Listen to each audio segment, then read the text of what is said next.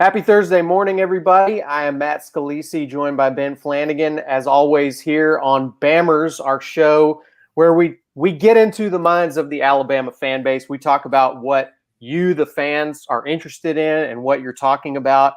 And there's really been one big story on the minds of, I think, most fans in the SEC. Maybe not Auburn fans today. They're very excited about gymnastics at the moment, and we celebrate our fellow American athlete along with our Auburn friends. A little conflicted, but yeah. But everybody else in the SEC has really had one thing on their minds for the past week, and since the news broke last week that Texas and Oklahoma had interest in coming over to the SEC, it has been a whirlwind. And in fact, this whole thing we've learned probably has been going on for a while. Our colleague John Talty has some reporting out this morning that says this thing could basically be wrapped up today.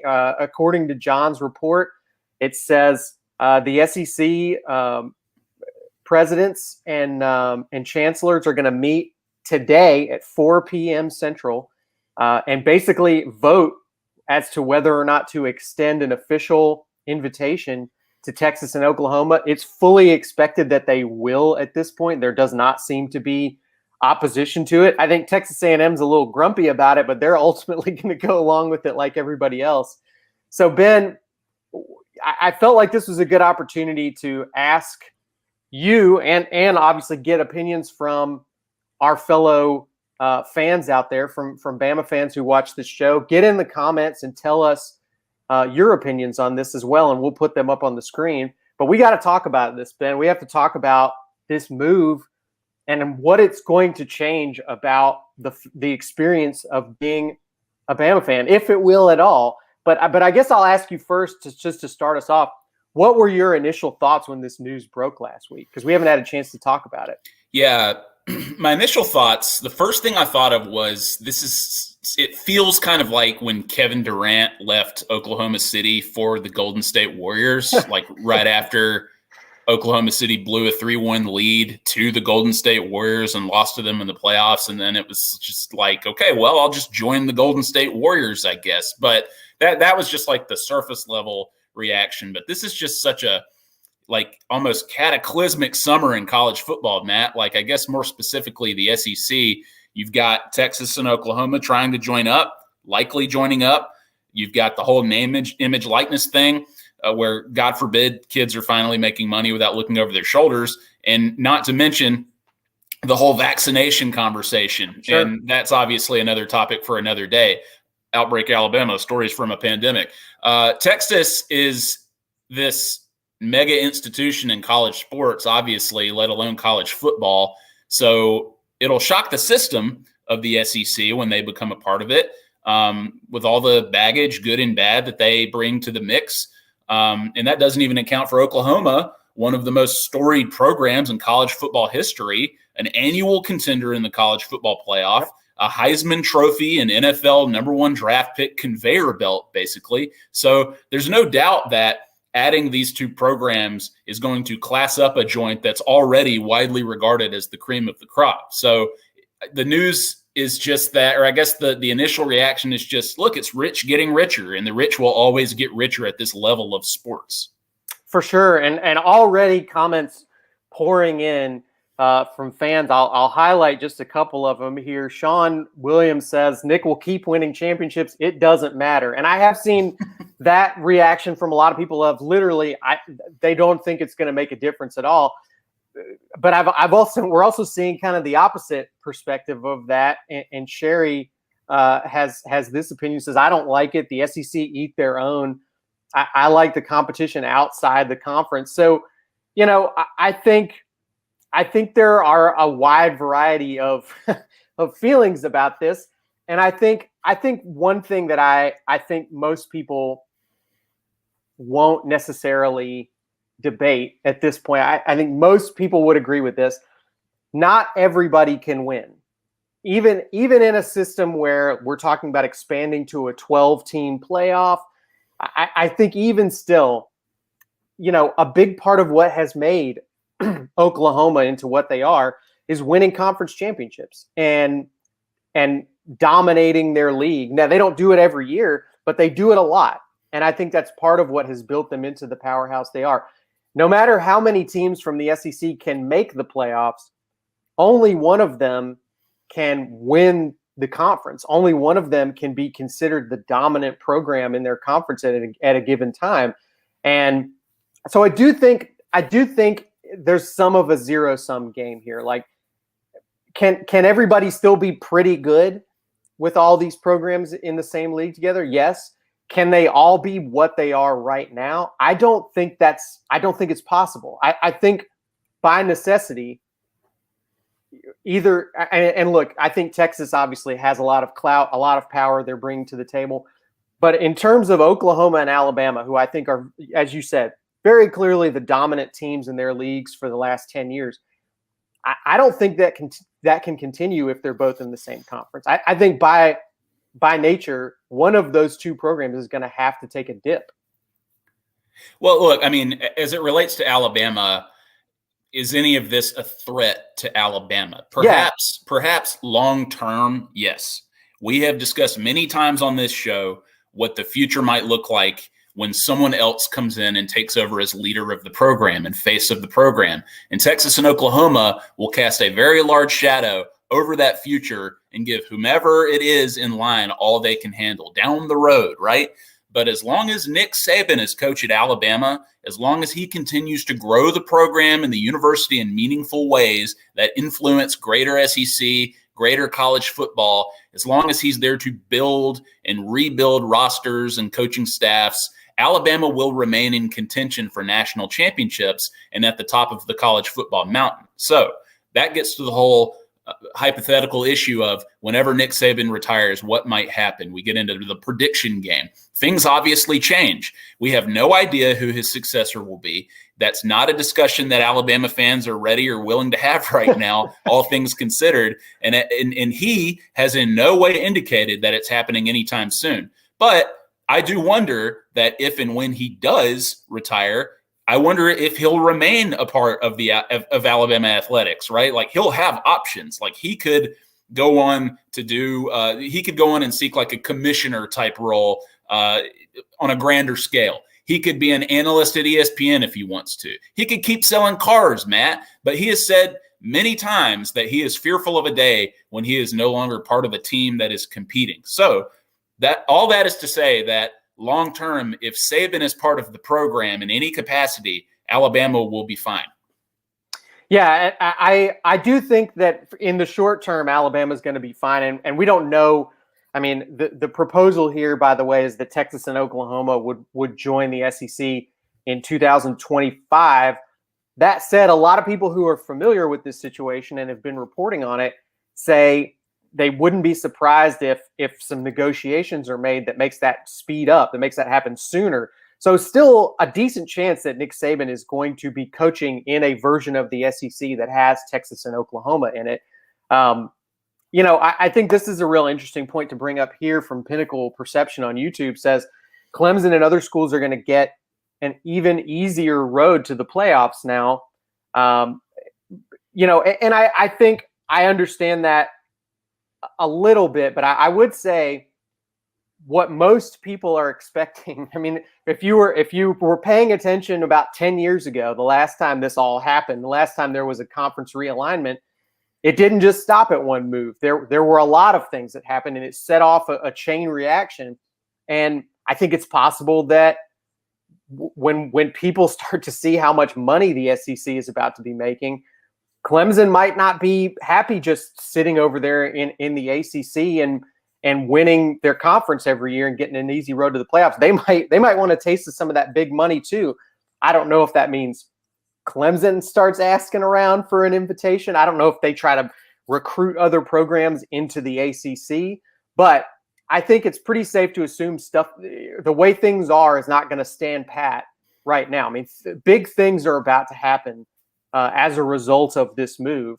So, I guess without getting into the weeds of what's going to happen for other conferences, for Alabama on a year-to-year basis, Ben, an interesting topic that you and I have talked about this summer already is the relatively unstressful nature of being an Alabama fan, right? Like a lot of years in recent history, Bama fans go through their conference schedule and maybe have one or two games that give them butterflies going into it. The rest of the time, they're pretty much expecting to win, and they do, and they win easily. And there's, I would say, it's a rare situation that Bama fans have to sweat their way through 4 quarters of an SEC football game.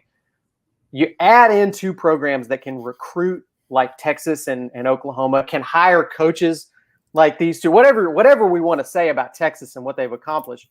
We all know that their new head coach is an incredibly strong play caller. We just watched him power one of the best offenses in college football history. So Texas and Oklahoma are not going to be games that Bama fans can go into without holding their breath a little bit, without feeling a little bit of nerves. So I guess what's your feeling on that, Ben? Just the idea that it does make the regular season a little bit more intense for Alabama fans. It does, but I don't think Alabama fans are really sweating Texas competitively. Like even with Steve Sarkisian as head coach, he's an elite coach and an elite offensive coordinator. He still has a lot to prove as a head coach, especially of a program like Texas. Jerry, you got to get over that PTSD, man. Telling you, man, that's what Alabama fans are sweating. That stuff. Forget Texas. Yeah. This is just a big revenge tour for Colt McCoy. That's what I think. That's why Texas is on their way to get revenge on Alabama for that and what could have been. But I mean, look, what is the biggest threat here, Matt? Like, are we talking about the competitive obstacle the programs will give Alabama as the dominant program in the SEC? Like, they will obviously impact recruiting in the region where, correct me if I'm wrong, Matt, you have more experience here, but Texas and Oklahoma have presumably been recruiting in the Southeast for the last several years, couple of decades. Like, is that not basically required if you want to remain competitive nationally? Like, I know that that's not where they spend all of their time. Texas is a vast and fertile recruiting ground, right? So that they do a lot of their recruiting in state. But if you want to be competitive at a national level, you got to recruit where the SEC teams play or where the SEC teams recruit. But Alabama has dominated an era during which LSU and Auburn have won national championships. Georgia has won conference championships and made the playoff. Florida is often lurking. So going head-to-head with the nation's best programs that are elite recruiters, that's nothing new for Nick Saban. That's why he's the best at it. So if anything, I worry about I worry a bit for the smaller or middle of the pack programs who will sort of fade into the background even more, at least from a football standpoint. So like the Vanderbilts, the Missouris, the Mississippi States, and the ultimate wild card here, Matt, Texas A&M. We'll see what happens there in terms of the expectations that Jimbo Fisher has. This was already going to be a big year for him, and now with this Texas cloud looming over it, you have to think that the seat just got even hotter. So we'll see what happens. But in terms of Alabama and the competition that those two programs bring, in near term, not so much a worry. Long term, absolutely, because we don't know what the future holds for a post-Nick Saban Alabama football program. No, I agree. Another comment here, Ice and Fire is basically the guy who wants to fight everybody at the bar. You need to settle down a little bit, Ice and Fire. Says wants to add Ohio State and Clemson to the SEC. I think, Ben, it's interesting that these two things, and I ultimately think these two things will kind of mostly counterbalance each other. But these two really strong programs coming in, coinciding with the playoff expanding, we hadn't really talked that much about that yet. But I think one of the side effects of having a 12-team playoff is Alabama's not going to have to go undefeated to get into the playoffs every year. They have a strong enough brand. People believe in them. And I know Bama fans aren't used to that and they don't like hearing that, but the days of 2013 are over where losing one game means everything you wanted to accomplish is over with and out of your reach. You probably will be able to still get to the playoffs with one loss if you are in Alabama. If you're in Oklahoma, So I think what part of what's happening with both this move, with the playoff expansion, is the way that we interpret what's happening on the field is going to have to change a little bit. The way we experience the whole season is going to change because, I've grown up and you've grown up in the era where a loss meant so much in college football. I mean, it was, especially if you feel like you have a chance to win it all that year, any slip up is a disaster. Any loss feels devastating. I mean, I can remember walking out of the stadium in 2012 after Alabama lost to Texas A&M. And, I'm sure there were a lot of people that had a lot of hope, but Alabama needed a lot of stuff to happen to get back into the championship race that year. And I just don't think that's going to be the case anymore going forward. I think a loss is going to leave fans maybe disappointed, but walking out going, well, look, we're still fine. We'll still probably make it to the playoffs. And some people won't like that, I think, but it's also a little bit less tricky to navigate. It's a little bit lower pressure. And it gives Alabama more opportunities, most likely, to win more national championships. Yeah, Alabama's never been short on those, though. Like where it hasn't been a problem so far. Yeah. Yeah, where Alabama hasn't won their conference and they've gone on to win a national championship. Yeah. But yeah, you mentioned the 2012 season when they lost to Texas A&M. The season right before that, the game of the century, when LSU beat Alabama in overtime in Bryant-Denny Stadium, people were hanging their heads. The season was over. But what you're talking about is something that I believe Nick Saban has been a proponent of in terms of having losses not mean so much during the regular season, where he used the comparison to the NFL, right? Where you can lose 6 games during a season and still win a Super Bowl. So there might be a version of that now with college football. But look, Matt, this is not something I certainly ever thought I would see in my lifetime. Like, I wasn't thinking big picture enough, I guess, just in terms of Texas and Oklahoma being a part of the SEC. I just couldn't have fathomed that 10 years ago. Like, I've always grown up with the Big 12 and the Pac-10 and then 12 and the ACC, et cetera, Big East, back when that was a good football conference. So I've always had this idea of what conferences are supposed to be, but the way that we have seen college football evolve, the way that television has played such a big role in the way that these conferences are formed and the way that these teams operate, it's just going to keep moving in this direction. Again, rich get richer, and we should continue to see more of this as time goes by, whether that means Ohio State and or Clemson join the SEC at some point, and the SEC just basically becomes the elite of elite conferences in college football, sort of like the college version of the NFL. At this point, we can't rule that out. So we'll see what happens. But in terms of how it impacts Alabama in the near term, not so much. But yeah, it's the Wild West after that. I want to thank all of our commenters, first of all, that super active. I'm sorry I can't get them all up on screen. You guys definitely have a ton to say about this, but I want to bring up one more topic with you before we wrap up here, Ben. And you guys, please continue the discussion in the comments in the meantime after Ben and I are gone. But these two kind of touching on each other a little bit, some interesting thoughts on how this will change the way a season plays out for a college football team and for Alabama. One from BJS on YouTube who says, the roster will be utilized a little differently. I would not play certain players versus teams like New Mexico State, et cetera. That's something that feels totally antithetical to how Nick Saban thinks.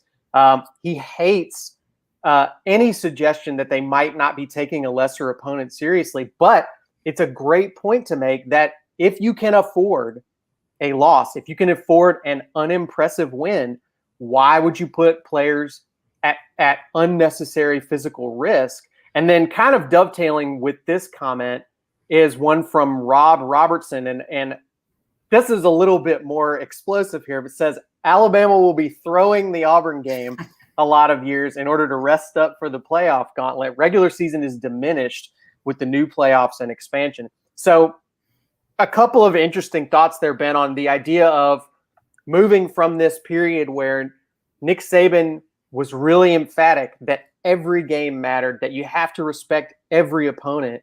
But the realities of this situation are we're moving to an era where it might not make logical sense to take every opponent seriously.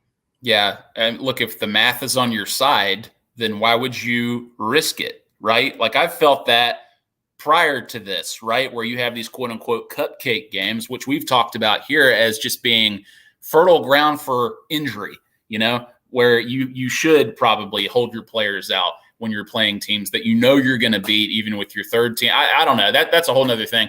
But look, I mean, Nick Saban has been a guy who has promoted the idea of playing nothing but FBS schools on your entire schedule in terms of like the best possible opponents in major conferences for every game of the regular season. And that creates the best possible product on the field. It gives your team the best competitive obstacle and makes your team as good as it can possibly be, as opposed to playing teams that aren't on quite the same competitive level. So I'm all for that too. But Matt, I mean, again, this all comes down to money, like these money angles here. It's funny.